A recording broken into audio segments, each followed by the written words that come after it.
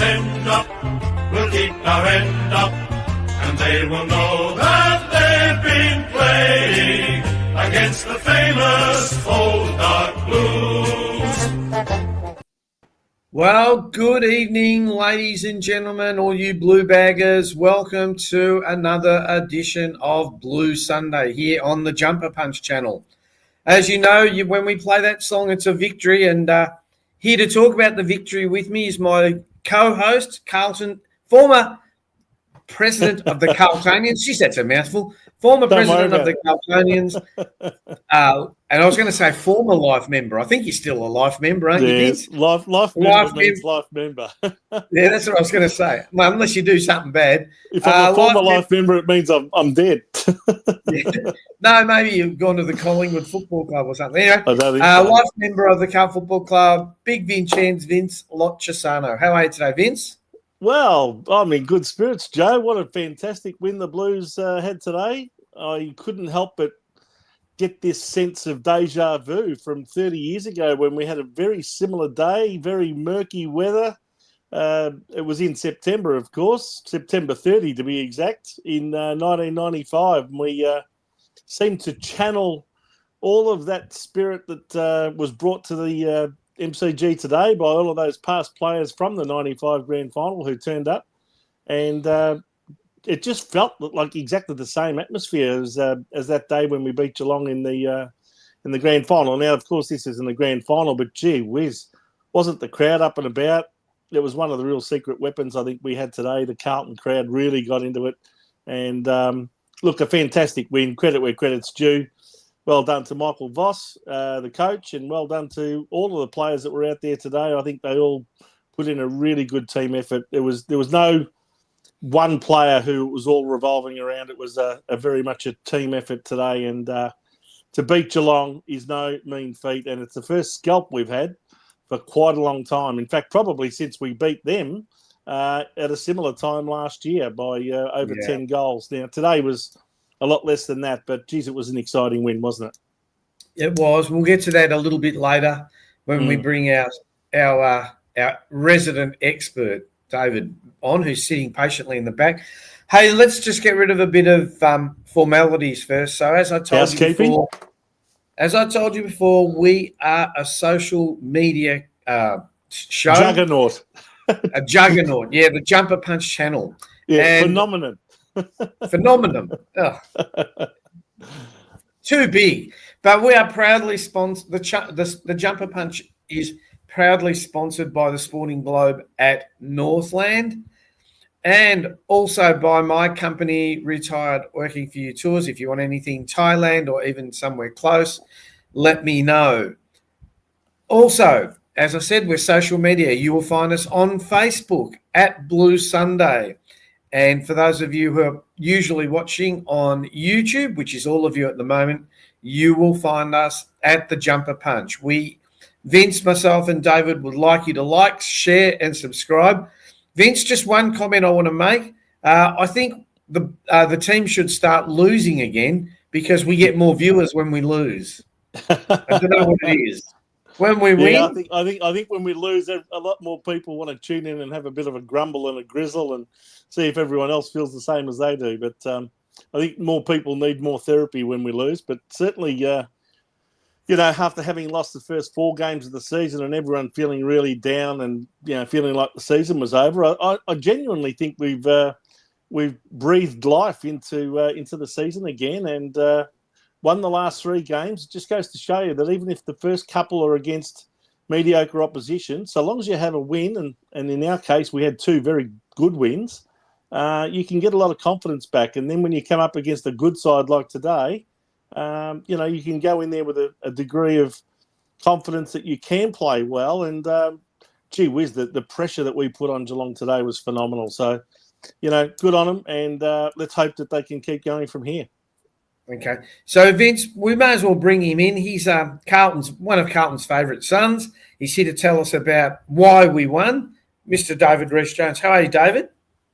Yeah, great. Fantastic. What a great day it is to be a Carlton person today. And Yeah, look, I was going to say to all the doubters, but we've been doubters at some stages too.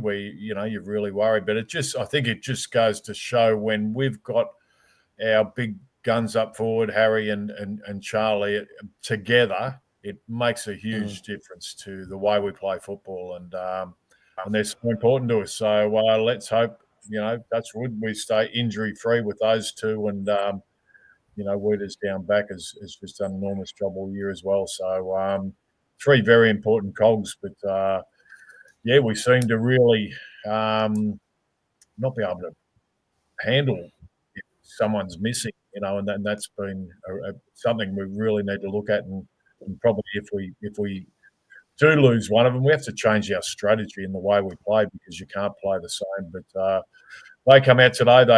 They win at Geelong, and I didn't get to the footy today, but I'm watching it on television. And anyone who wants to go and watch the replay, have a look at the numbers on the screen at any time during that game. Carlton was just outran them, had a lot more of the ball. I suppose we'll get to all your stats and that soon, Vince. And and I think if you look at those stats, you'd almost say, gee, you'd want to win by 50 points with those sort of the amount of ball we had more than Geelong. But we haven't been in great form. We're only going to get better from here. Those two. I mean, everyone kept saying North Melbourne and West Coast, and look, I was quietly confident going into the game. I really thought off a 6-day turnaround. Brian Myers not playing, I think, was very, very important too. He sets them up a hell of a lot, and is very important to them. So, we just need to come out and play the same way we played last week, just a bit of ruthless type of football. And look, we made mistakes, and I think we all would have sat there and been frustrated at times and looked at certain things and yelled and screamed and not been happy. But you've just got to sit back and suck it up and get on with the next contest. And they threw everything at us at the end. I mean, they're big guns. Cameron, Dangerfield, come out to play at the end, and they threw everything at us, and we're able to hold and get some score on the board back too. Great goal by George Hewitt, towards the end, that really did seal the deal and make a certainty of the win. So everyone stood up when they had to. I think a lot of players really did stand up at various times, and there wouldn't be one player in there. A couple had breakout games, I suppose. Nick Haynes, probably by far his best game for made the number 26 proud, David. Certainly did, yeah. And to be perfectly honest, just proud of the way he went about it. He put his body on the line quite a number of times, which we haven't seen before. He went back with the flight of the ball and took some telling marks, and very, very, very important to our win, and was able to hold them at bay at times. They were, when they were on the march. We took a hell of a lot of intercept marks. I think that'd be a record amount of intercept marks we've taken for a long time anyway. You can't remember, besides Weeders, who's always doing that. McGovern was back there doing it as well. And, you look at that back line, Silvani doing a great job again. Really, really proud of the club. And that's what we want. That's what we want to see, though. We didn't know what their standards were. Well, they've met them today. So this is what we want to expect it week in, week out now, and we shouldn't expect anything less. That's it. So let's go to Vince's with his stats and the game summary. So Vince, if you'd like to go through. Okay, well, there you see the scores. Carlton 14-10-94. Would have been nice to get one more goal and crack the ton, but anyway, it doesn't really matter. To Geelong, 12 goals for 76. Both teams fairly accurate in front of goal. You can see that the first quarter there was pretty even, 3-3 to 3-2.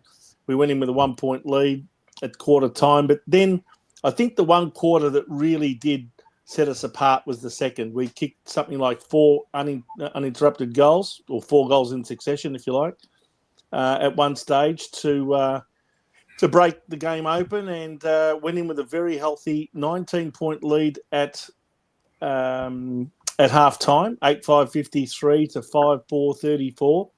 Certainly not an insurmountable lead, but still a very healthy one. And the third quarter was really interesting, wasn't it? I mean, they came out of the blocks firing, got a couple of goals and got back to within, just over a goal behind. And then we put the Jets on and kicked a few more and ended up having a 28-point lead at three-quarter time, 12-8-80 to 8-4-52. And then they did outscore us in the last, another surge by Geelong. You'd expect that from a top team, wouldn't you? But it wasn't enough. They scored 4 goals straight to our 2 goals 2 in the last quarter. And that 28-point margin at three-quarter time was always going to be a very difficult one to haul in. In the end, Carlton by 3 goals, 18 points. And we've risen up the ladder a fair bit as a result of that. And I'll just quickly, Joe, go through the goal kickers before we go into the stats. The major goal kickers for Carlton, Curnow 3, Mackay 3, and Fogarty 2. And the main possession winners, Walsh with 30, Cripps with 29, Hewitt with 29, Chera with 25, and the Hollands brothers, Elijah and Ollie, got 25 and 23 respectively. In fact, 10 Carlton players got 20 possessions or more today. So just as Reece suggested, we had a hell of a lot more of the ball.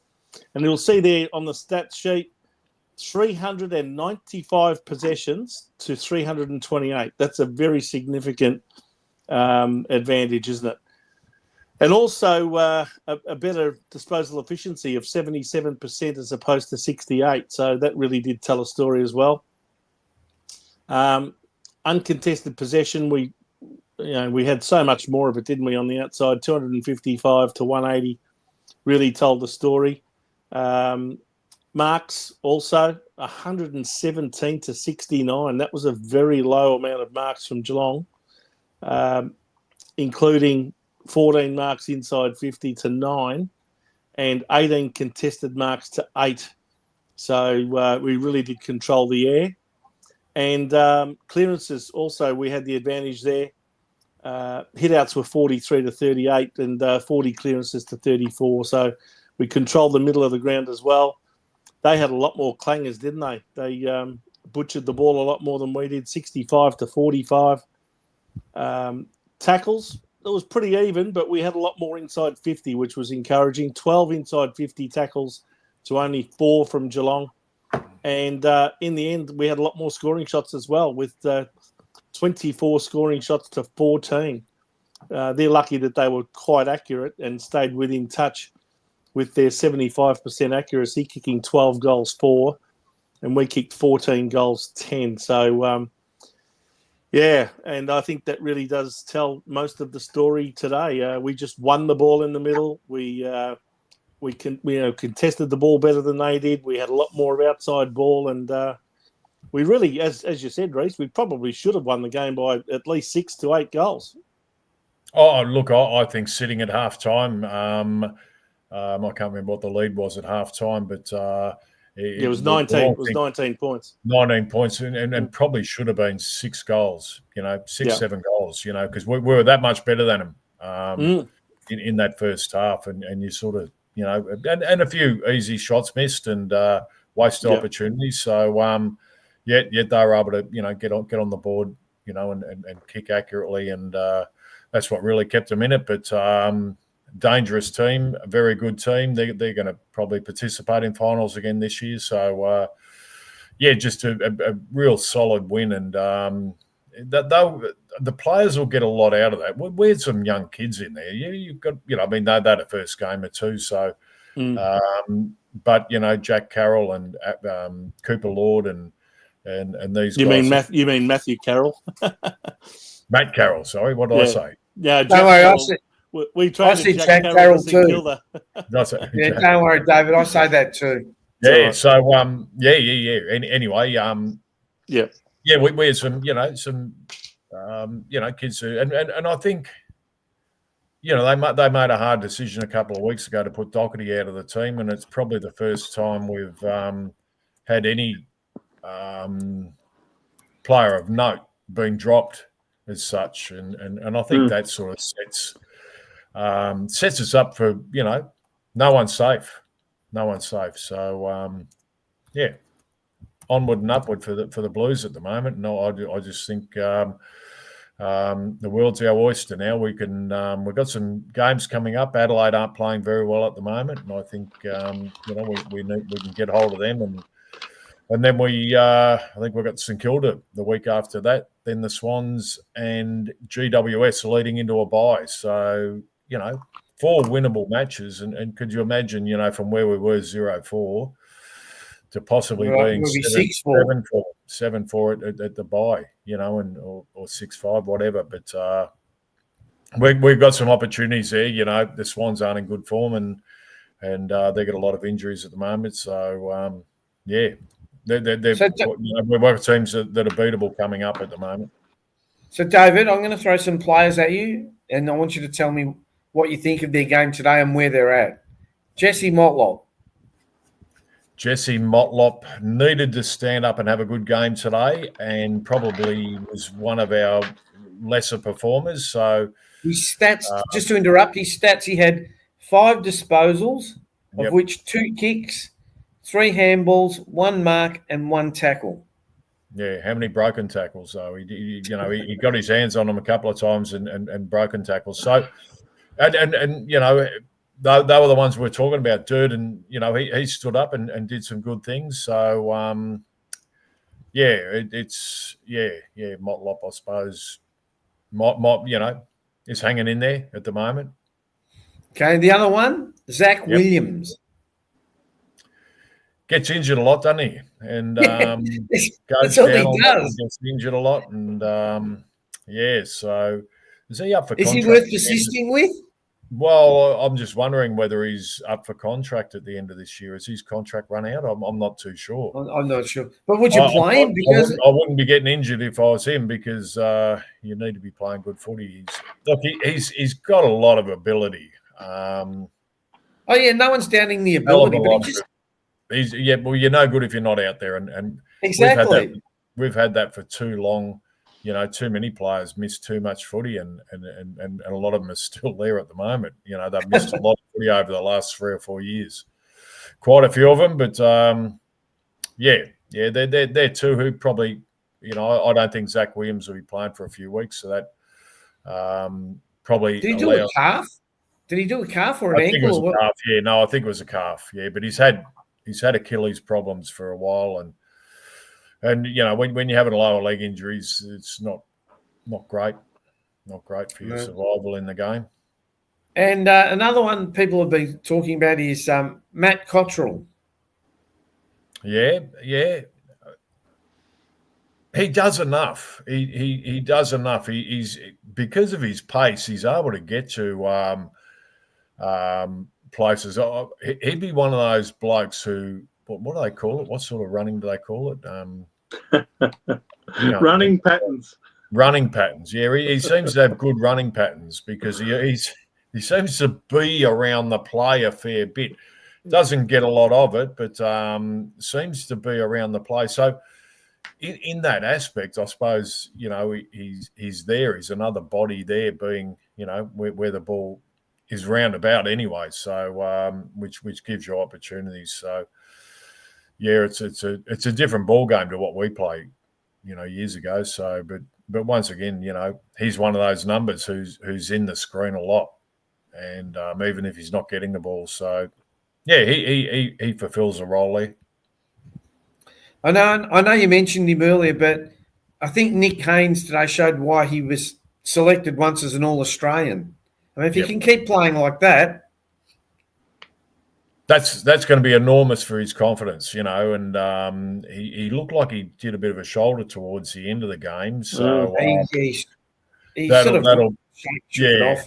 Yeah, he played on, so good on him for the courage there. But that'll give him enormous amount of confidence. So he was an All-Australian defender only a few years back, sort of thing, and didn't get a game with GWS at all last year. So his confidence would have been reasonably down from where he was a few years ago. But that game today will do him an enormous amount, and he put his body on the line quite a few times. And so did Mitch McGovern, to be honest.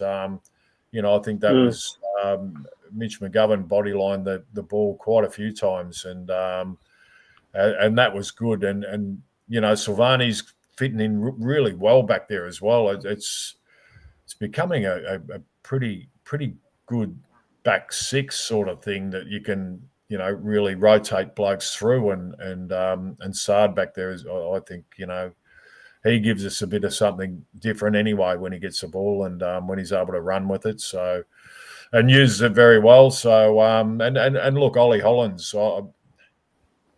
he gets he runs a lot, doesn't he? He does. He does. He runs and wants the ball. Look, I think he's unfairly sort of scrutinised at times. I think he tries very hard. He's one of those players, a bit like Jack Silvani sort of thing. You can rely on them having a go. I mean, he ran back with the flight, Ollie Hollands, in one stage, and he's probably one of the smaller blokes out there, and running back with a flight of the ball, and you got big forwards sort of steaming down on you is pretty courageous. So I like the way he goes about it. But the addition of his brother Elijah too is. I was just about to say his brother played well today. Been very important. Look, he's a good player, and I think I said at the start of the year he was the one player I was really looking forward to seeing progress. He was one who started to. He probably had enough by the end of the year, but you could just see that he's got some real tricks up his sleeve and is a quality footballer. And he was a number 7 draft pick. He had some injuries and different things, and obviously confidence and well, from what we've seen so far, must have a few off-field issues as well. But anyway, he's one player who really can add some something a bit different to our forward line. I think Jack Martin was able to do it for a little while there when he was able to play, but this guy, I think he's the real deal. I think he can be a very, very good footballer if he knuckles down and does all the right things. I think I'm really looking forward to seeing him stay in there for the rest of this year and what he can give. David, I'm going to give you a hypothetical. Yep. You're the list manager at Carlton. This week you got to sit down with TDK. What are you offering him? Do you want it? Would you throw the kitchen sink at him? No, because you don't have to. What do you think he's worth? He's worth a lot of money, but he's not worth what St Kilda are throwing at him. And to be perfectly honest, if that was the case, then there's not much you can really do about it. And then it's up to the guy. I mean, do you want to go to St Kilda, a pretty average club who's won one premiership in their history, and they're up and down like a bride's nightie? They're bloody. You don't know what you're going to get out of them. So, I love it. It's one of those. Why would you go to St Kilda? To be perfectly honest, unless Ask Wow Jones, Peter McConville, Spiro Cook, and Mills. We had a few, didn't we? Go there. People go, young Stocker's gone there after he's delisted by us. I mean, after they get delisted by us, they go over there and Paddy Dow. I've got no doubt. There's a bloke over there in recruiting who's not happy with Carlton, and that's there's part and parcel of that as well. I don't know how real that contract figure is, and they've got a bloke called Rowan Marshall who I rate very highly, and I like the way he goes about it.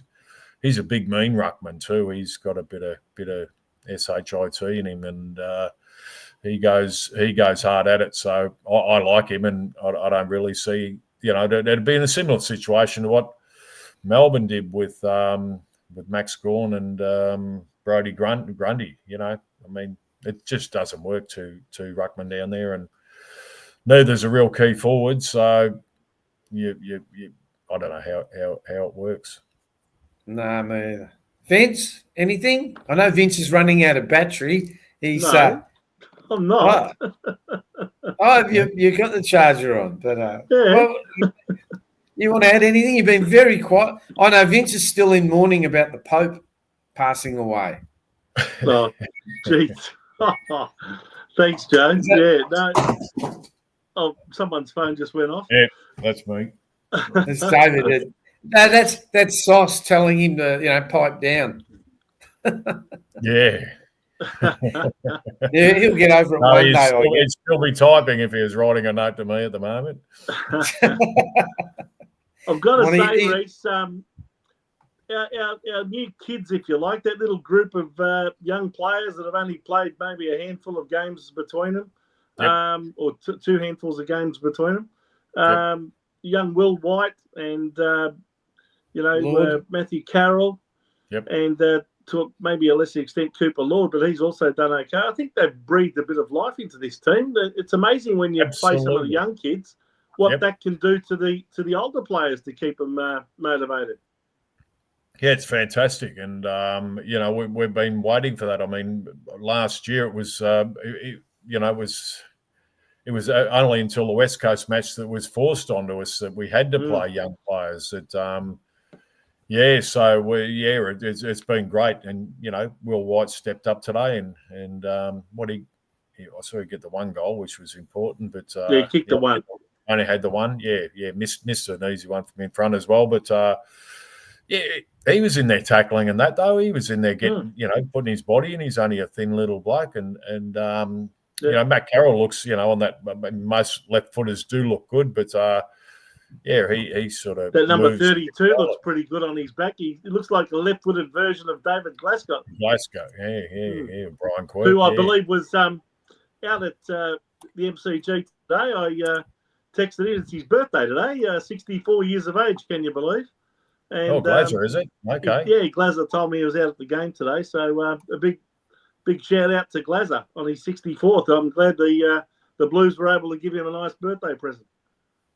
Yeah. Good bloke, Glazer too, and and John Dorotich, by the way, he's also turning 63 today.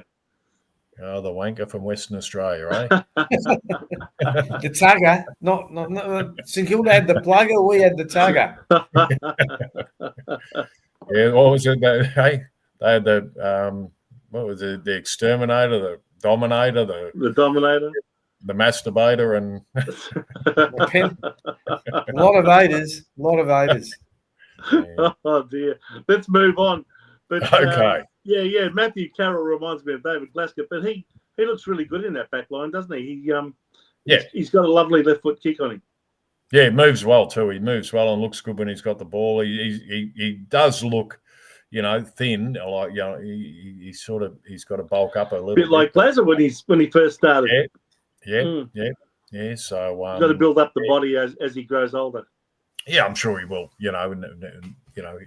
He'll build up his stamina and everything, and his football smarts, and so it's good to see these guys getting an opportunity. I think we were talking about it, early in the season when we weren't going too well. Where are the kids? Where's the development? What's happening there? So good to see them, and I think the VFL team had a 4-point win too today. So. Yep, and a few of the young blokes, and I think Doherty, Binns, and Pitnet, and a few others got into the action. So in our better players. So we're starting to have a bit of success down below, and that sort of starts putting a bit of pressure on the blokes who are in the team, and whoever comes in the team this week for Williams. They've got an opportunity, great opportunity. Come in and hold your spot. Once you're in the team, it's your performance that'll get you out.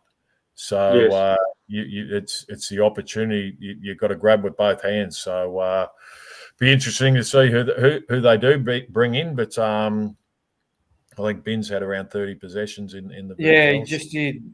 Binns was the best player apparently. By the way, followed by Boyd. Another guy who performed very well today, I thought, against his old side, and I was really, really happy to see him get a couple of goals as well. He played a very good game, in my view, there on the half-forward line, and that's Lockie Fogarty, or Fogarty, however we want to pronounce it. I thought he really performed well today. Yeah, he did, and scoreboard is what sort of lets him down a little bit. He plays that defensive role, but being down there, you're still going to hit the scoreboard. So and he's able to do that a couple of times today. So yeah, we need to see more of it because we can't rely on Harry and Charlie to be kicking all the goals. We need a big spread, and we get it. We get it at times and. I just thought we lowered our eyes a lot better going in. We weren't bombing the ball in, which just would have suited Geelong down to the ground, really.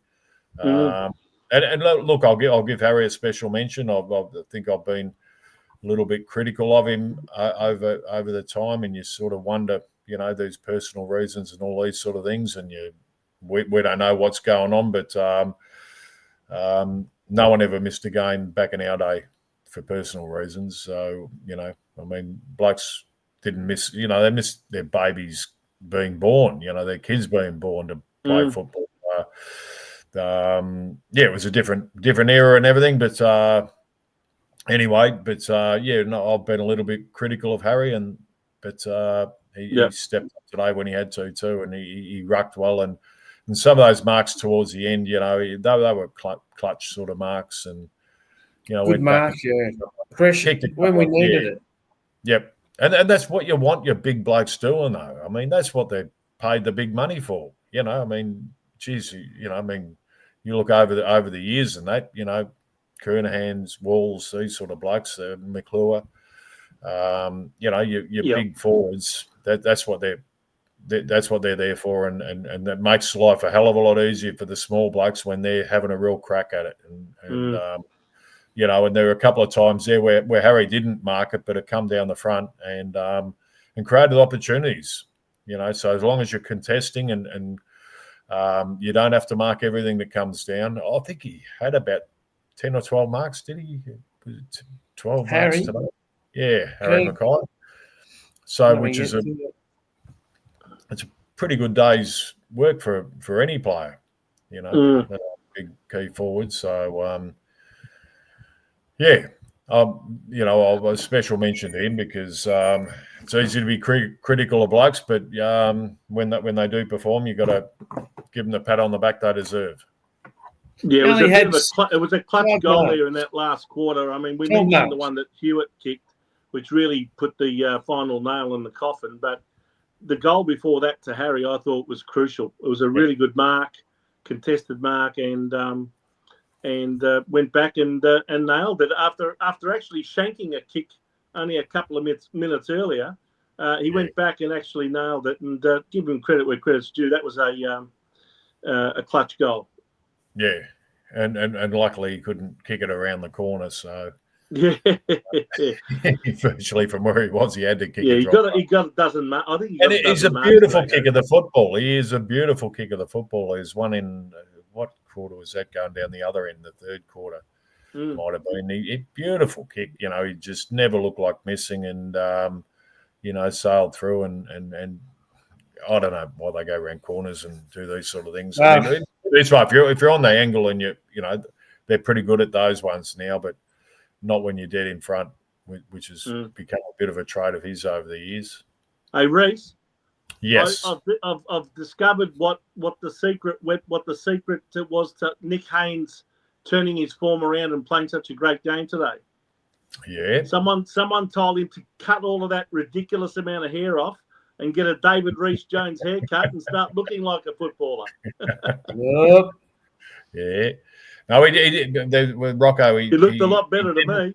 I think Haynes actually holds the intercept marks record of about 10. So I think probably what got him into the All-Australian squad. Yeah. That would have been going back a few years, obviously, but I think he got about 7 today, 6 or 7 today. So.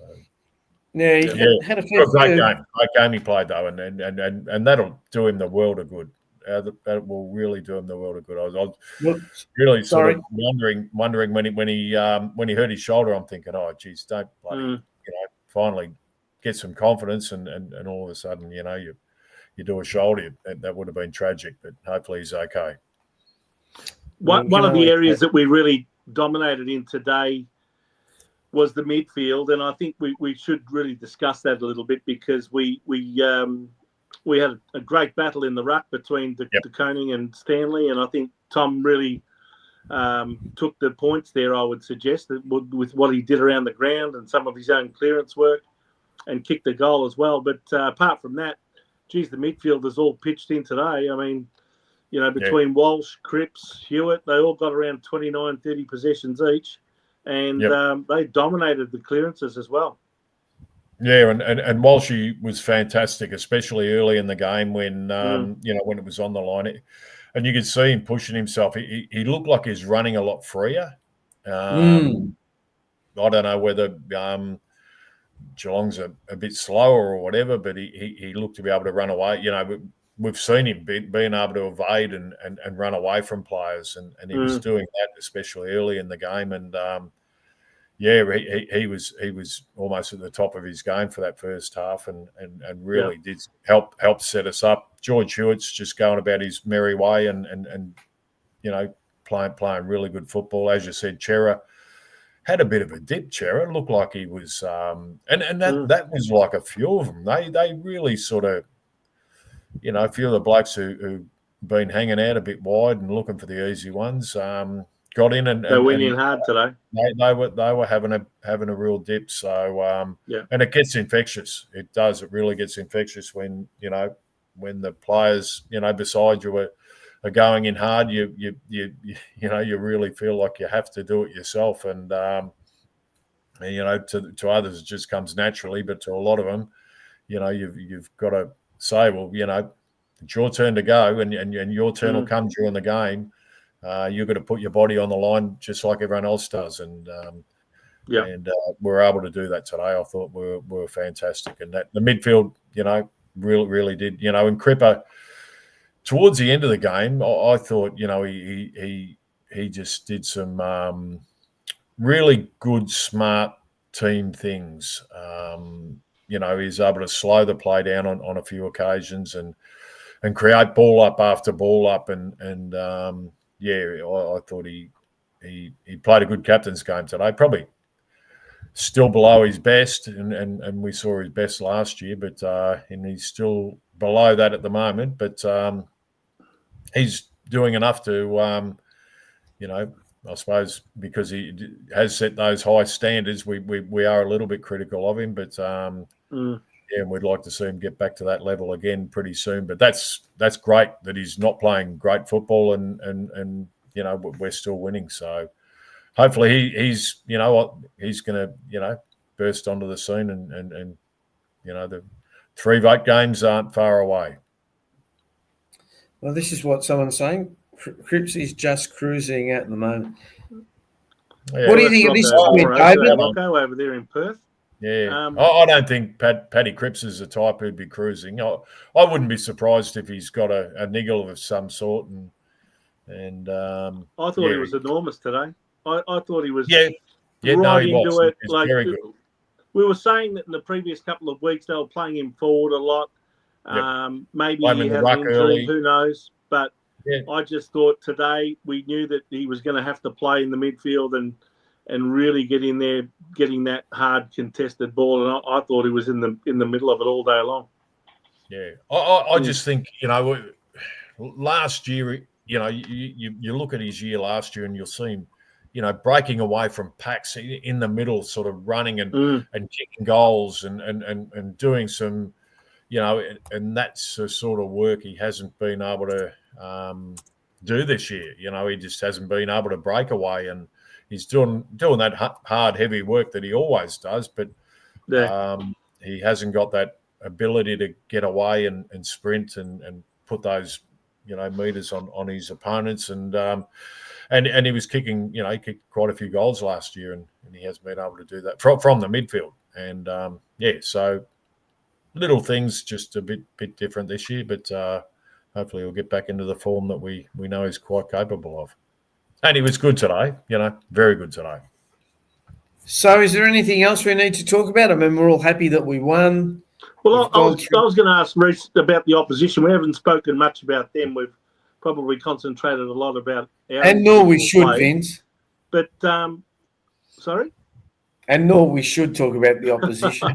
No. I think it's relevant to the whole analysis of the game. How did you feel that Geelong turned up today? Because I mentioned this time last week that the thing that was going to go for Carlton today was that all of the circumstances leading up to this game were in our favour. We had a 9-day break. They only had 6 days. They had a very bruising game, as they usually do on Easter Monday against Hawthorn. Even though they won that game, that would have taken a bit out of them. They looked a little bit off to me today, not quite as sharp as they normally are. They fumbled a lot when the ball was on the ground. They weren't quite as sure with their hands. I suppose that our pressure contributed to that as well. But, and I just felt that, they were ripe for the picking in that sense, that all of the circumstances leading up to the contest were in our favour. And I just thought that while they did show signs at times that they could come back, like all good sides do, they just weren't quite switched on today. And some of their better players had quiet ones compared to normal. Yeah, well, I thought they're better players. I suppose you look at their better players, and Bailey Smith, he was great. He was very good game. I thought Jeremy Cameron was pretty good. I thought our backline was good, but he was very good. Yeah. Dangerfield was dangerous, and he sort of you could see he wanted to win, and especially in that last quarter when he come running through and he ran through Sardi and got things going down their way. He was. He's trying his best. So, I think, and Darren's just put on there, Tom Stewart hurt his knee. Yes. Very surprising they kept him on and kept him going. He's such an important player for them. I think Tom Stewart's been down a bit on form this year, and I think he's been a little bit of a liability at times, but an injured Tom Stewart who's out of form, he didn't have any influence on the match. No.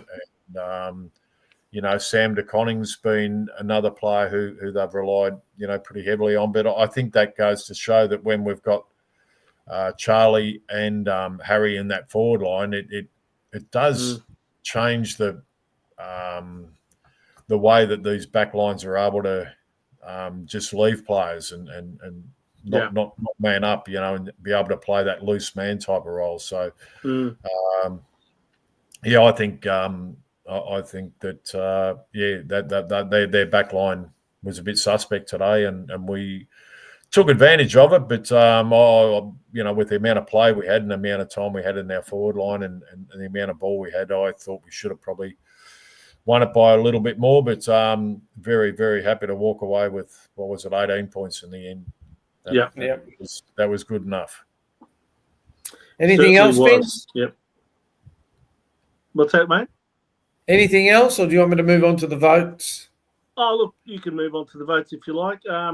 Thanks, I think we've probably covered most of it by now, but I just felt that some of the Geelong players, you mentioned some of them that are obviously their best players, like Cameron and Smith and Dangerfield, but some of the other ones that are probably what you'd call your B grade players, close. Guthrie didn't do as much as you'd normally see him do. Dempsey showed signs at times, but went in and out of the game. I thought a lot of the players that usually play really well for them just were a little bit more quiet today. And I just thought we had their measure all day long. Even though they kept coming back at us at times, we just had their measure all day and were a lot hungrier for the ball. Oh yeah, and we were, and that was more the case of, and I think we matched up very well on them. I think I mentioned early on Graham Myers going out. I mean, when he got that co-ganger last week, I was pretty happy. I thought, geez, because he is one of those players who really does set them up and going in forward, and when he gets the ball, he's lethal. So they missed him big time. But there were a few of those players. Holmes was another one just mentioned there by Darren, who was a bit quiet today. But I think that shows. But I think that just shows the dominance that we had in our midfield. Our midfielders really took control of them, and put them under pressure. And we're going to do that week in, week out. We're going to, you know, we've as I said before, we've set a standard now that we need to sit at. And this is the benchmark, isn't it? Well, you say now, well, we've proven we can do it. Yeah. You've got to take that type of attack on the player and attack on the ball in week after week now, and there's no excuses why we, you know, shouldn't be at least having a red hot go. Mm-hmm. One thing that's been brought up a bit, David, is Charlie Curno's defensive efforts. Yep. What do you think? He looks poor at times. You know, when he doesn't like to chase much. He does. He just And you look at it and you go, Charlie, just bloody chase, or just, you know, do something. You know, just apparently he's this wonderful athlete who you know his coup de feet like, but he at times he can look and you can be frustrated looking at it, thinking, you know, what are you bloody doing? You know, you got to play both ways. But look, he's a quality footballer. I think he's coming back slowly. I think he's only going to get better. So, you know, his best football is ahead of him, which would be pretty scary for the sides we're coming up against. It is. One last thing before we move on to the votes, Joe. We haven't mentioned anything. We haven't mentioned anything about the coaches. You could see that Chris Scott was, moving the magnets around a little bit more, especially in that second half. Do you think Michael Voss deserves a bit of credit for how we performed today? And he didn't really have to make too many moves. I think the strategy at the start was pretty clear, and it was the winning one in the end. But do you give him any credit for these wins? He seemed to cop it pretty heavily when we lose. So are we prepared to say that he had the better of the two coaches today? I think he matched up, you know, very well. You know, we I think for quite a while there, you know, our back line matched up really well. I thought we were nice and tight back there. I just think that you've got to give him full credit for the way we did go about it. And Chris Scott's always going to throw him around. I mean, Vossi seems to have, you know, we're going to stick with our players and instill confidence in them. But, I don't mind the way Chris Scott goes about it either. When things aren't working, start throwing the magnets around and try something different. Threw Dangerfield in the middle for a while there, which really sort of helped him, give him that little bit of drive and buggering. I hate him, Chris Scott. Chris Scott. What are you going to say, Vossi? Come on, mate. You'd love to. I hate all other 17 coaches, just like I hate every other team. So someone said to me the other day, "Do you have a second team?" And I said, "Yeah, the Carlton reserves." My second team. Anyway, I've got a second team. Everyone tells me, you know, obviously I played for two teams and always say I've got a second team. I barrack for Carlton and whoever's playing against Collingwood. Exactly. Yeah. That's it's amazing, though. All right, let's get to hang on. Just DC says Voss deserves credit if we make the finals. Let's wait and see. That's a good point. No, go along with that. But nevertheless, along the way, he deserves some credit for the wins that we have as well. All right, and this bloke deserves some credit too. I've given 3 votes to Tom de Koning. I just thought he worked very hard all day. He gave us a fair crack at the first possession in those centre bounces and around the ground. And I love the way he attacks the ball. He tackles. He's like a ruck rover when the ball does hit the ground. So I gave him the 3 votes. I could have tossed up between quite a few of them. Sammy Walsh, I just thought Walshy was really good early in the game and with his running and ran hard and what do you have, about 21 possessions up to half time sort of thing around about that, or just after half time. He just set the pattern very early in the game for how we're going to go. And the big fella, Harry Mackay, I tip my hat to him. I have been a little bit critical of him over the last few weeks. He's come back from a concussion and he kicked 3 goals, played well up forward, took some important marks, did some good ruck work around the ground. They haven't got a bullocking type of ruckman, so it did sort of suit for Harry to be in that spot. But and the 1 vote to Harry, and hopefully he gets more votes in the future, because if he's in the votes, we're playing pretty good footy. Vince? Well, I noticed my 3-vote getter didn't even get a vote with you blokes. But as I said earlier, I thought that Patrick Cripps was in everything today. I thought he needed to stand up as the captain, and he was given a lot more responsibility in the middle, and he really did lead the way, and I gave him my 3 votes. I thought he was tremendous today. He must have had at least 8 or 9 tackles, I reckon, as well, and he did a lot of heavy work in the middle and really set the standard, set the tone for the day, and the rest of the team just, followed suit. So I gave him my 3. Tom DeConning, again, he seems to love playing against Geelong, especially when his brother's playing in there. But yeah, he was a tremendous player all day in the middle of the ground and around the ground, getting tap outs and getting his own ball as well, getting clearances, and even kicked the goal. So I gave him 2. And Walshy, again, probably would have been a little bit higher for me if he had had a bigger second half, but certainly a tremendous first half. And I thought he deserved at least a vote today. And look, apologies, you could have put in at least another half a dozen players if you wanted to for a vote. I thought Silvani played really well. Yep. I thought Haynes played an excellent game. As I said earlier, Fogarty did a lot of nice things. George Hewitt. I mean, not one of us gave him a vote yet. No. I think some people would probably think that he might have been in the best 2 or 3 in the ground. So, yeah, Harry Chera had a great game. It was a great team effort. Yeah. Well done by all the boys. Yeah. So I went for Sam Walsh. I thought his first half was outstanding, and even his running, even in the third or fourth quarter, when he slipped over and missed that handball, he was very, very hard on himself. He's just a perfectionist.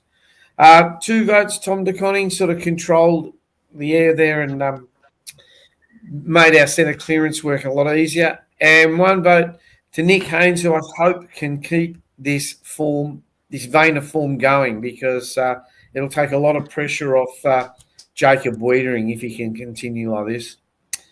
So that brings us to the leaderboard. George Hewitt didn't get a vote, but he's still leading on 37. Tom DeConning caught up to him a little bit. He got some votes. Sam Walsh caught up to him a little bit. And Patrick Cripps got a vote. So that now brings us to the next. Yeah. Who? Patrick Cripps. Cripps? No, he didn't. He got 1 vote. Oh, 3. Sorry. He got 3. Sorry, yeah. I apologise. I do. That's all right. So that brings us to the next part, and it is David's Spirit of Carlton Award, and this week it goes to this guy. Very unlucky to miss the votes, but I gave it to Nick Haynes wearing the 26 jumper, and you always look out there, and when your jumper's out there, and it's special to you, I suppose. So you like seeing it going very well, and the way he's been going hasn't been great. He made a few blues and different things at times, but you can see he's out there trying, and this could have been a real breakout game for him, because with him and McGovern and Silvani and Wiedering back there, all good marks and assured marks. We could start, and these guys, that Silvani and Haynes have only just entered our back line, so they've got to fit in, and they're only going to get better together, is what I'm really saying. And I think Nick Haynes had an exceptional game today, and I tip my hat to him, and great to see the number 26 out there going very well. Sure made you proud. A much better game than his game against Richmond in round 1, that's for sure. There you go. There. So that brings us to next week, boys. Yep. Adelaide v. Adelaide. Yep. What an interesting game this is going to be. It really is, and we haven't had much success against them over there. We've never beaten. They're the only team we haven't beaten over there. In fact, I think on Adelaide Oval, I think we've beaten them. That's what I mean, on Adelaide Oval. Yeah, on Adelaide Oval, we have beaten them on that other bloody ground. What was that? Oh, that was 11 years ago. yeah, Football Park or whatever they called it. Yeah, but and it's you got to break hoodoos to keep going places. So no reason. Well, we beat Port Adelaide over there for the first time last year, so maybe it's the first time to beat Adelaide on the Adelaide Oval this year. Yep, it'd be perfect timing, and we're in good form. No excuses. So they just got to take the same attitude with them that they played with over the last couple of weeks. That West Coast game still haunts me a bit. It was a bruise-free game. So, but I thought the way we took it up against North Melbourne and what you should do against a weaker team, and how you should play against them and be pretty ruthless. We're able to do that, and we're able to bring it up against Geelong. And fair enough, they might have only had a 6-day break, but they're a very good football team who will be round about the mark in finals time. So, they're the teams you've got to beat, and it's going to give us a lot of confidence going forward. So before we get to our tips, I just need to bring up, don't forget, there'll be another get-together at I can't think it. The Sporting Globe. Sporting Globe. Sporting Globe. So just before we go to the tips, before we go to the tips, who tipped Carlton last week? No one. Yes, we. Yeah. No, you. Well, as a matter exactly. of fact, it's now Carlton's secret weapon is David Rees-Jones's tip, because ever since he started tipping Carlton by 3 points, we haven't lost. 100% result on that. So, there'll be no surprises how the tip's going to go this week, is it? No. But no, so don't where's forget the leaderboard? Well, hang on. They're going to have their get-together at the Sporting Globe, so I'm sure there'll be some links for booking tickets. I heard the last one was a big success with 60 people, but I'm led to believe next Saturday you guys have got something more important on. Is that right? Next Saturday. Well, it is. Don't you have an erection, as the Tigers would say? Oh, the federal election. Yeah. The federal erection.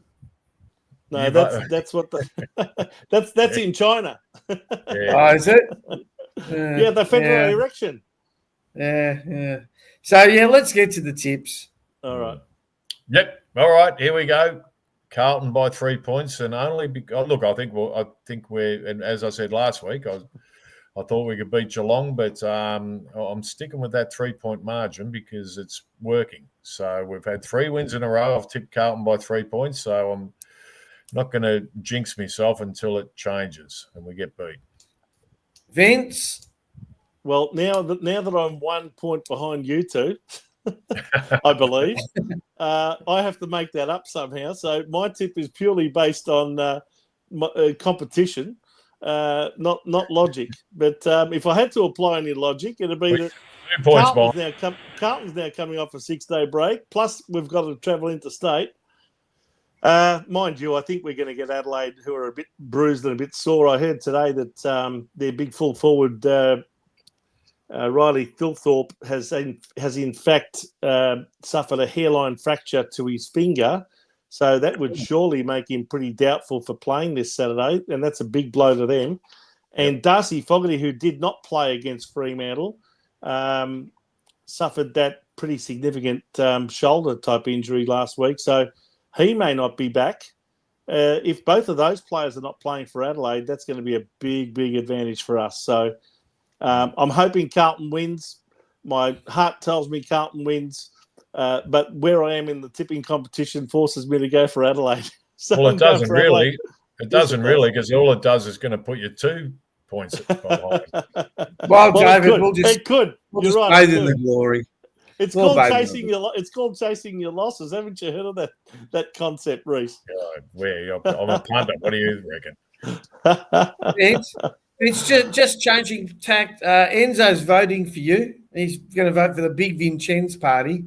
Trumpet of Vincennes. Or are you going for the CCP party? Mate, I'll have to ring up Clive Palmer and see if he can, donate me a couple of $1 million for my campaign. Maybe you can do your erection speech in your in your rant today. Don't worry, I've got something to say about Anzac Day in my. Look at so have I. I've got a few things. Okay. All right. So the game's on. I'll even let you express your opinion today, Joe. How's that? No, you can't do that. David, anyway, once again, has it got anything to do with the welcome to country? Yes, mine is. Oh, you've hit it on the head, Reece. Well, can I just ask you, while we've got you, just quickly, what do you think of having welcome to country on Anzac Day with the Anzac Day ceremonies? Well, look, I honestly think if it's got something to do with the Indigenous people, then fair enough. But it's worn its welcome out. It has dead set worn its welcome out. So it's not a welcome. Forget whether it's worn out its welcome. The one thing about Anzac, is it appropriate? The one thing about Anzac Day, we're remembering the people who lost their lives fighting for the freedoms that we have now. Correct. I mean, can you imagine how the Indigenous people would have been treated if the Japanese had have taken over Australia, and come and invaded Australia? I mean, Jesus Christ. They'd be making iPhones now. Suzuki's. But, I mean, it'd be a completely different, and it's just gone too far. It's gone for too long, and people are sick of it. And I am anyway. So, but the majority of people I know, they just. It's worn its welcome out. If you keep using that same thing over and over and over with the same people, and I've been to functions where every speaker has come out and delivered a welcome to country. Jesus, I mean, you just go, what is going on here? Anyway, so David, I think for the next show we're going to have a welcome to Blue Sunday for you. Yeah. It'll be a bloke with a can of VB and a cigarette going. G'day, David. Welcome. A ciggy, yeah. Me back anyway, David, once again, thanks, guys. We'd like to thank you for your time, and we look forward to seeing you next week with another Carlton victory. Hopefully there is another Carlton victory, and go the Mighty Blues. Thanks, guys. Thanks, David. Cheers. Cheers, mate. So, Vince, I think I stole your thunder, didn't I? That's but anyway. Right. No problems. Hang on. We'll put these up. No welcome to country for the lost World War II. Vince, apparently there was a few other games of football this weekend. There were, Joe. A lot of very good ones. And it all started, I was nearly going to say Easter Thursday, but Anzac Eve. Anzac Day Eve, yes. A really good win there to Melbourne. That's their second win in succession against a plucky Richmond Tigers outfit, but weren't good enough to do the job. Melbourne 12-11-83 to Richmond 9-9-63 after their big victory against Gold Coast the previous week. They weren't able to back it up this week. So good win to the Demons. Anzac Day. Next one is Anzac Day, and Collingwood just in the end just overpowered Essendon really. 16-11-107 to the Bombers 10-6. Clickety-click. Next one. So this was on Anzac Day as well, wasn't it? Yes, it was at night over in Perth. Yeah. The Fremantle Dockers, really good win this. They played very well, 12-13-85 to the Adelaide Crows, 9-13-67. They did make a bit of a comeback in that last quarter, but a bit like Geelong today, fell by 18 points. Okay. Then on Saturday? On Saturday afternoon, we had the game between St Kilda and the Brisbane Lions at Marvel Stadium. And St Kilda just not up to the standard, unfortunately, for them. 11-7-73, comprehensively beaten by Brisbane. 17-16, 118 in a good return to form for them after losing to Collingwood the previous week. Over in Adelaide, a very, very gallant North Melbourne. I watched this game. North was stiff. Bit stiff, 13, North. Yeah, 13-10-88. Not quite good enough to get over Port Adelaide. 14-13-97 by only 9 points there, the Power. And, of course, last night, this was a bit of a turn-up, if you ask me. I think most people would have expected GWS to come back after last week's loss to Adelaide and, put the Bulldogs away over in Canberra. But, it was the Bulldogs who really turned it on. 17-11, 113, defeating GWS 12-9-81, and that's their second successive loss. And then today? Geez, what a turnaround today. At one stage, I looked at the scores, and it was, I think it was 59-30 in Sydney's favour. And from that point on, the Suns came storming back and ended up being very comfortable 38-point winners today, 17-15, 117 to Sydney, who are really out of form. And, their season's almost slipping away here, 12-7-79. And tonight, the last game, Hawthorn in the end, a comfortable 50-point victory over West Coast, as probably most people would have expected. 18-16, 124 to the Eagles, who did have some good patches during this game. 11-8-74, but a 50-point victory to Hawthorn running away. The ladder, Joseph, 2 teams up the top are the 2 teams that played off in the grand final 2 years ago. And they're showing good form at the moment. 7 games played and 6 wins and 1 loss each. And that's Collingwood up top with a very healthy percentage of 140. Brisbane second. Then, of course, you've got the Gold Coast Suns and Hawthorn, who are both on 5 wins. Of course, the Gold Coast have a game in hand there.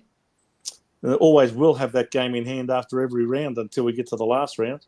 That's stupid. Then we've got Adelaide, GWS, Geelong, and the Western Bulldogs all in the 8 and all on 4 wins and 3 losses.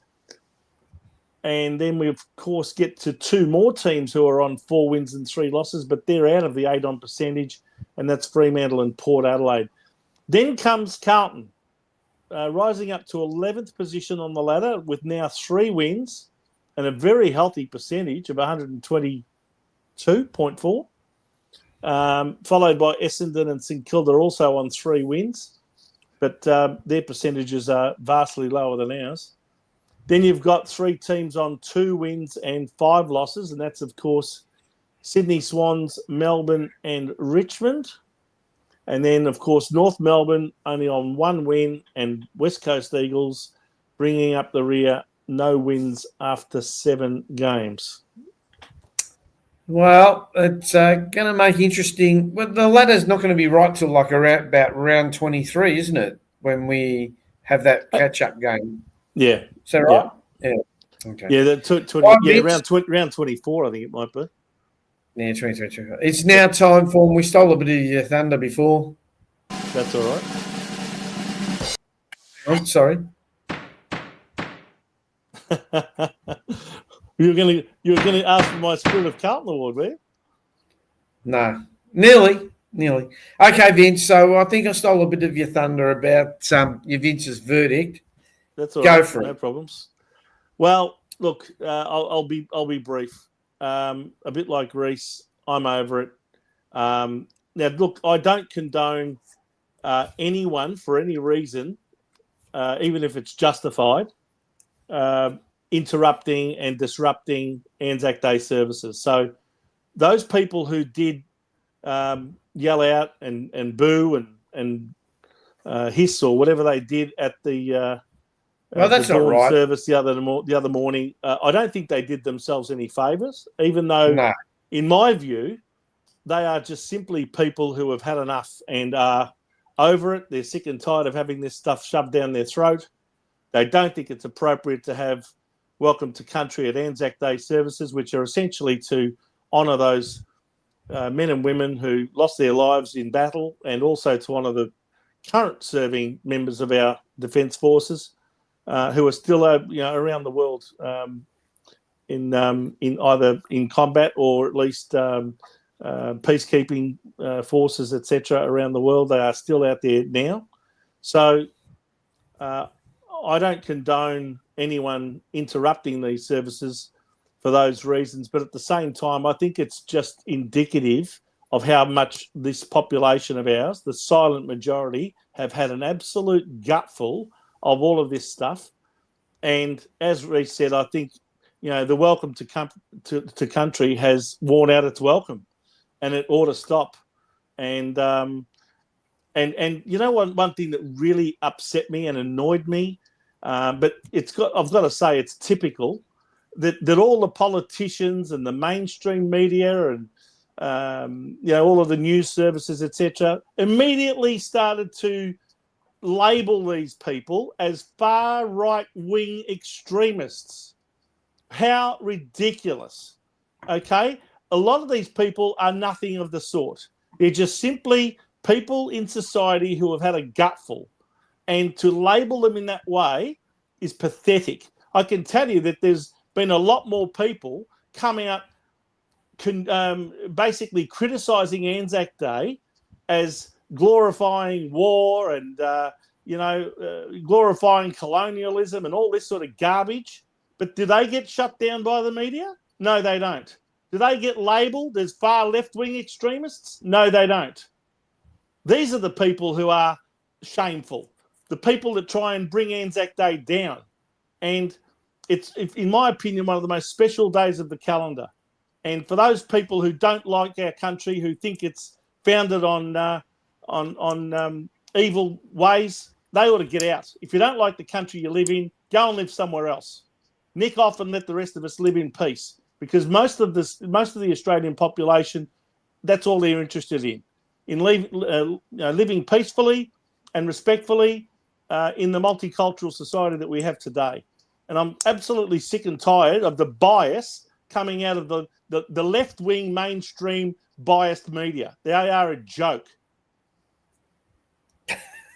I didn't get you long. Hang on.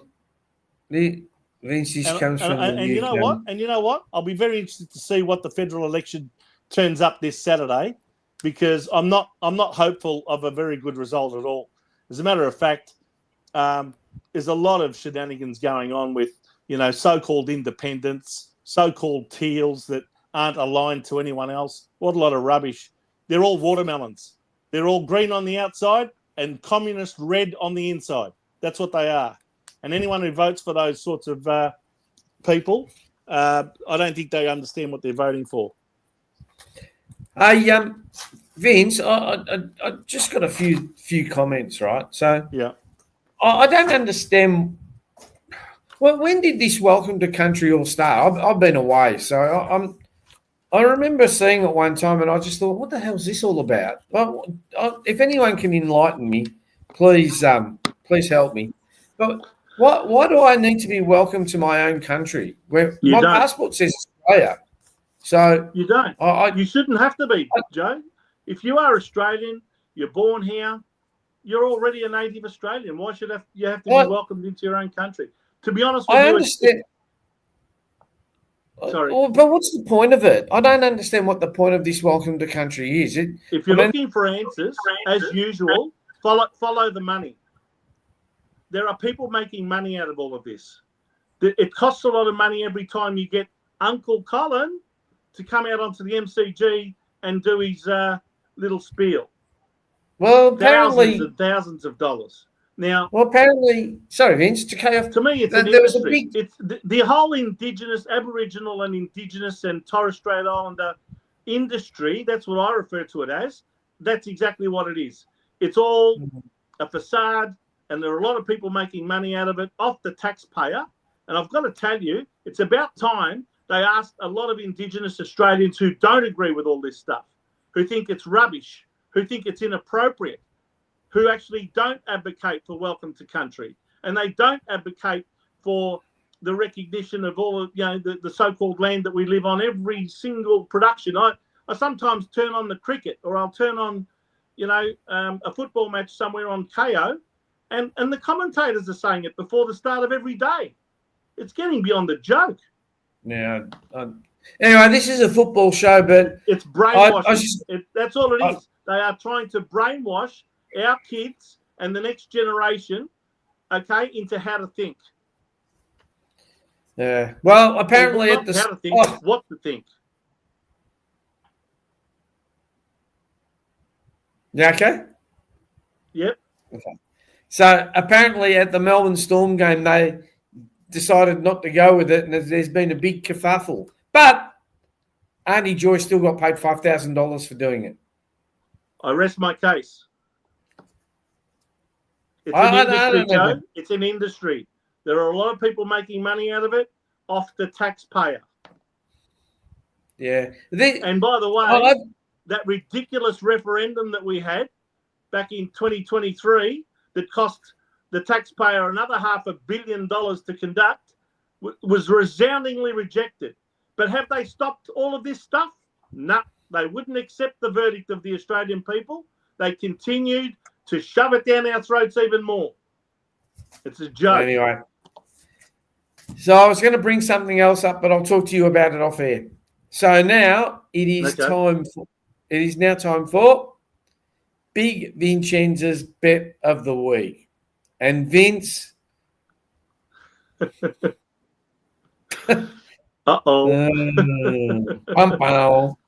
Well, we got Richmond right because they only you lost were by a hero 20 last week. And you've gone to zero this week. They only lost by 20 points, so we were right there. But then Essendon let us down by losing by, I think, 41 points. They had to lose by no more than 28. And then we tipped GWS to win by at least 12 points. Well, we've blown out the water there. And then we won with Gold Coast. So, again, we got 2 out of 4. Yeah, unfortunately, it's called a quaddie for a reason. No, it's not a quaddie. It's a you know what I mean. 4-leg multi. Yeah, well, it's because you've got to get all 4 legs in. I like this it's similar to a quaddie in horse racing. You're right. Greater Western shithouse. So, what have you done this week, Vince? You're right there, Rocco. You're very right. Who would have thought that GWS would be so terrible? But anyway. This week, now, Joe, I just want you to bring up the fixture for next week, if you don't mind. Which one? For next week, round 8. Yeah, but I don't have all the games on it. I don't have that. Well, I keep forgetting to note down who these teams are playing. But anyway, I've got Essendon on Thursday night. Hang on. You do these things, and then you say to me, have you done this? I think they're playing North Melbourne. Essendon are playing North Melbourne. Yeah. So we're going for Essendon to win by at least 15 points. Okay. St Kilda are playing Fremantle. Right. And we're going for St Kilda to win or to lose by no more than 4 points. Okay. Bulldogs are playing Port Adelaide at Ballarat. Yes. And what I'm doing here is I'm going for Port Adelaide to either win the game or to lose by up to 19 points. Okay, and the last one is Sydney Swans versus Greater Western Shithouse. Well, this is my last chance on the Greater Western Shithouse Giants. We're going for them to win by at least 9 points because Sydney is so badly out of form. It is a Sydney showdown at the SCG, so they're going to have to play very well. But I'm backing Adam Kingsley's men to turn it around, and I think they've got a more potent forward line potentially than what Sydney has. They seem to be struggling to kick goals from any sort of key position forwards. They're relying a lot on their midfielders. So that's the 4 leagues this week. Again, same deal. Each league pays $1.90. So if you multiply $1.90 by another $1.90 by another $1.90 and another $1.90, you'll get $13.03. So we're going to outlay another $10 in order to try and win $130.30. And that's where you're at. We've got $35. Eh? Sorry? No. That's wrong, Joe. We got back 95 last week. With, Yeah, our, that's what I final, said. with our final $50, we got back 95. Yeah. We're outlaying another $10 this week. I don't include that $10 yet. I'm just saying that's without putting the $10. You're wrong. Okay. What should we have? I think you're getting it all confused. I'll talk to you about this off air. We'll have a more simplified way of putting our figures up there. What we should have is a closing balance of $95 before we put this bet on. No, because you've lost 60. I did that last week and you told me I was wrong. So I changed it to what you said last week, and now you're telling me I'm wrong. So Joe, we Vince, had 5 weeks.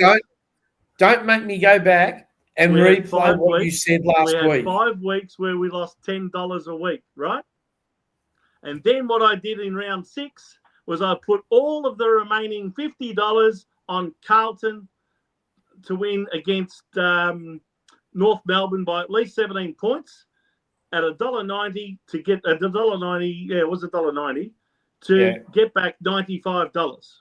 And I did that last week. That's what we should have in the bank. $95. I'm gonna get last week's replay out that's where I had, and you said, "Oh, you're wrong," and I changed it on you the had screen. 140. No. What you did is you had $145 as our closing balance last week. Okay, well you can do the math now. Okay, Wayne, it is my strong suit, but Vince confused me the other week. All right, let's keep going.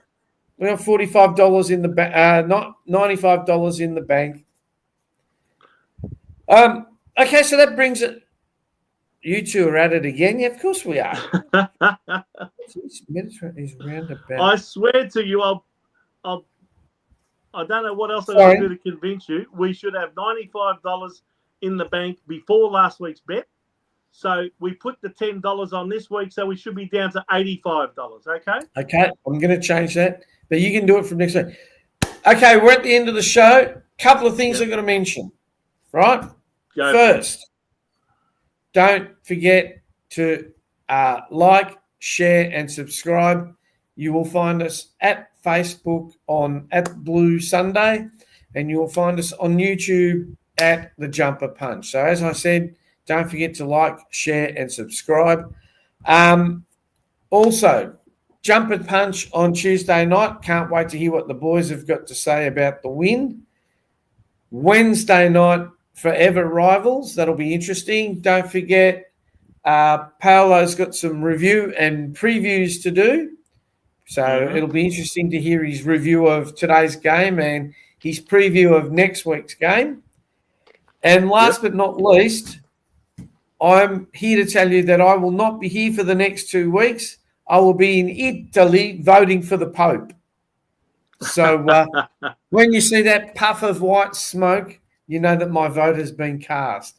No, in all seriousness, I am going away on Thursday. Me and my lovely partner are going to France and Italy for 18 days, 17 days. So I'll be back.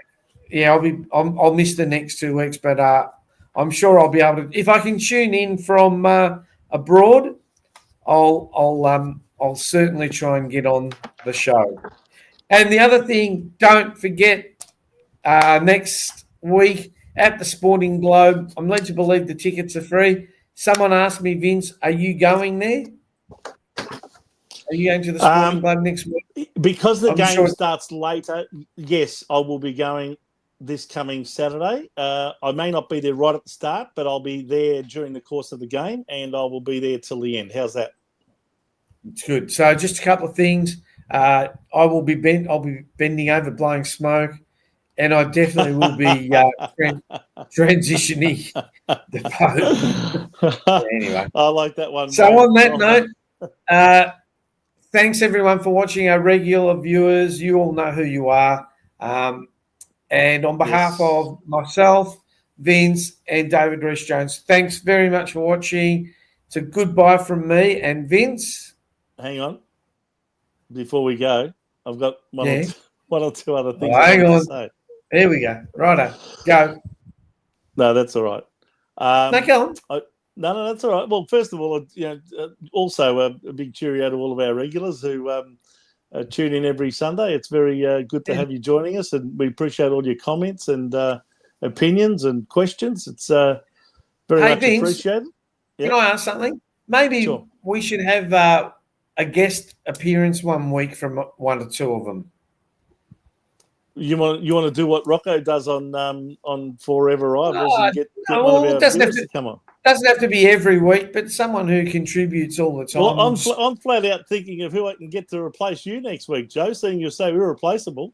Maybe I can get Tanya to come on instead. Yeah, probably do a better job. Not get the maths right. Yeah. Anyway, right. what's your other news? I just I also wanted to make mention. This has got nothing to do with footy, but I don't know if any of our viewers are into racing and specifically harness racing. But yesterday, the industry. I enjoy it and I follow it a little bit. But we lost an absolute champion of the industry yesterday. Unexpectedly died in his sleep up in Sydney. He was up there bringing a few horses to race at Menangle last night, and he died in his sleep the night before. So I speak, of course, of Greg Sugars, who was affectionately known as the Candy Man, thanks to his surname. And only recently won the Inter-Dominion Trotting Grand Final on an absolute champion horse called Just Believe, who won over $2 million in stakes money. And Greg was an absolute gentleman, terrific guy. I'm shattered to have heard that news. He leaves behind his wife, Jess, and a great team that put together a lot of work on a team of horses that go around the country and race. But Greg, at only age 40, lost his life in his sleep. We're not quite sure what caused it. Might have been a heart attack, might have been a brain aneurysm or something, but it was whatever it was very sudden and very unexpected. So an absolute champion. Yeah, he was a great guy, and the whole industry is pretty shattered. So yes, may you rest in peace. Yeah, sorry. Gone too soon. Yep. And on that note, may you all rest in peace with the new government that you all select, whoever it may be. I'm sure Vince will have rest in peace, Australia, if there's a return of this. I'm sure Vince will have something to say about that. Anyway, so Vince, it's a good night from me. And it's a good night for me, and at least our mighty Blues finally got a big win over the Cats today. So good on you, Blues, and let's go next week. Go Blues. All right, see you guys. Cheers. We